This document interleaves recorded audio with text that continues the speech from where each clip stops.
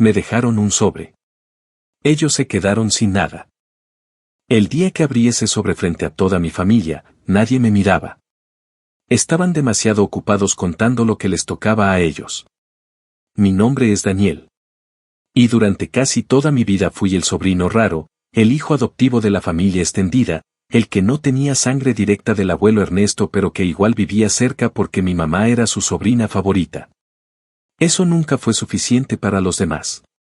Desde chico, en cada reunión familiar, yo era el que servía los platos mientras los primos hablaban de sus logros. Era el que llegaba con un regalo comprado con $47 ahorrados de un trabajo de medio tiempo, mientras mis primos aparecían con viajes y ropa de marca pagada por sus padres. Ernesto, mi abuelo postizo, era el que me decía en voz baja al oído, «Tú eres diferente, Daniel. Y eso vale más de lo que crees». Yo pensaba que era solo amabilidad de viejo. Me equivoqué. Ernesto murió en marzo. 84 años, un hombre que construyó todo desde cero, una empresa de transporte regional, 2 propiedades, ahorros que nadie conocía en su totalidad. Cuando falleció, la familia se activó en cuestión de horas. No lloraron mucho. Más bien empezaron a llamarse entre ellos para preguntar cuándo sería la lectura del testamento. Nos reunimos en la notaría un martes por la mañana. Éramos 11 personas. Mi tía Gloria con sus 3 hijos, Rodrigo, Marcela y el menor, Pablo. Mi tío Héctor con su esposa. 2 primos lejanos que apenas aparecían en Navidad. Y yo, con mi mamá, que estaba más nerviosa que nadie porque sabía que técnicamente no éramos herederos directos.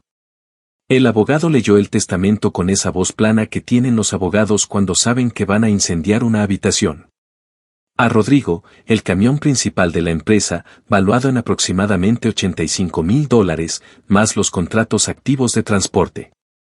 A Marcela, la casa de verano en la costa, valorada en unos $210,000.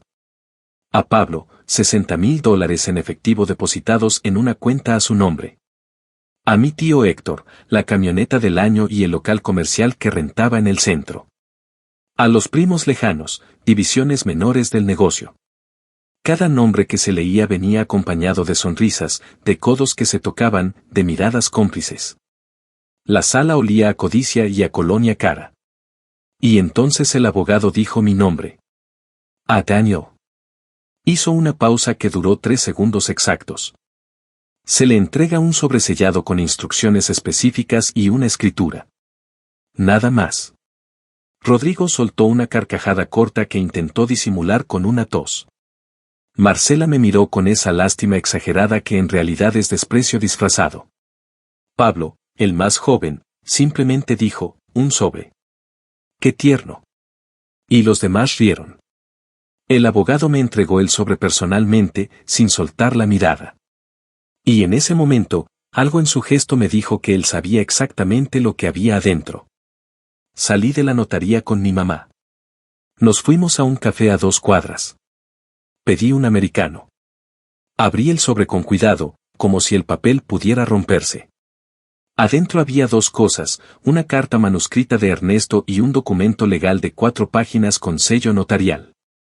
La carta empezaba así, Daniel, tú siempre fuiste el único que me visitaba sin querer nada.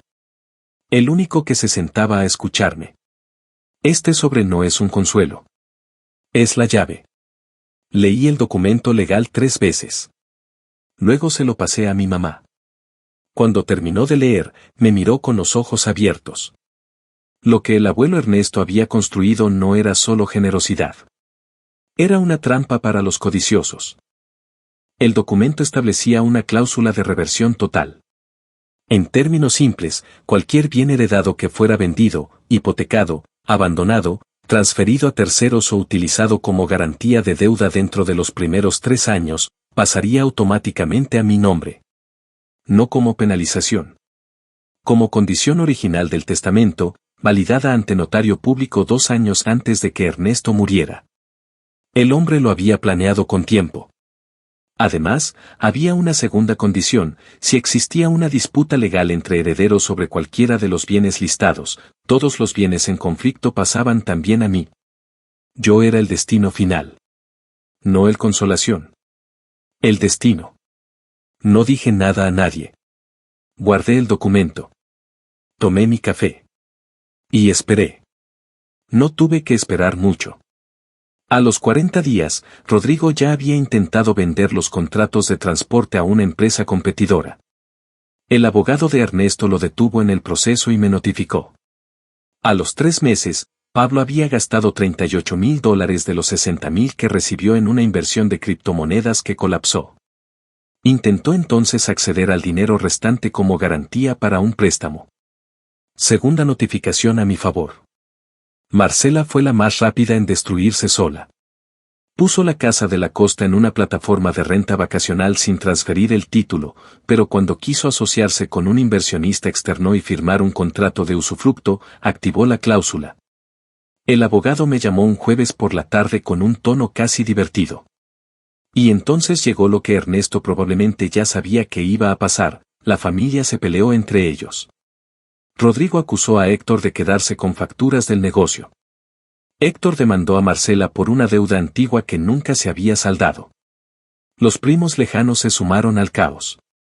3 disputas legales simultáneas, todas sobre bienes listados en el testamento.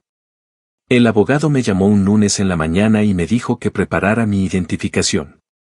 Había papeles que firmar. Firmé durante 2 días. Cuando terminó el proceso legal, 16 meses después de la muerte de Ernesto, yo era el propietario de todo. La Casa de la Costa. El local comercial. Los contratos de transporte. Y los $22,000 que quedaban de la cuenta de Pablo después de sus pérdidas, que también revirtieron por incumplimiento. Mi familia me llamó de todo. Manipulador. Aprovechado. Ladrón de lo que no me correspondía. Olvidaron convenientemente que yo no había hecho nada. Que cada uno tomó sus propias decisiones. Que la codicia no necesita ayuda para destruir a las personas. No vendí nada de forma apresurada. Renté la Casa de la Costa y usé ese ingreso para estabilizarme. Reorganicé los contratos de transporte con un socio honesto que conocía el rubro. Abrí una cuenta de ahorros y por primera vez en mi vida no revisé mi saldo con miedo. Pero lo que más recuerdo de ese periodo no es el dinero. Es haber dormido bien por primera vez en años. Es haber llamado a un amigo de la infancia con quien había perdido contacto y retomar esa amistad sin vergüenza.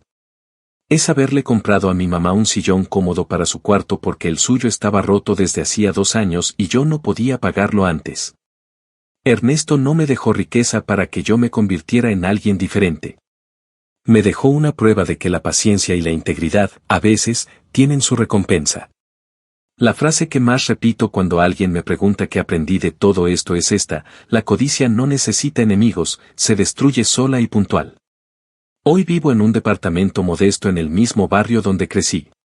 Tengo una planta en la ventana, una cafetera decente y una tranquilidad que no cambio por nada. Los negocios caminan despacio pero caminan bien. No tengo prisa. Mi familia no me habla.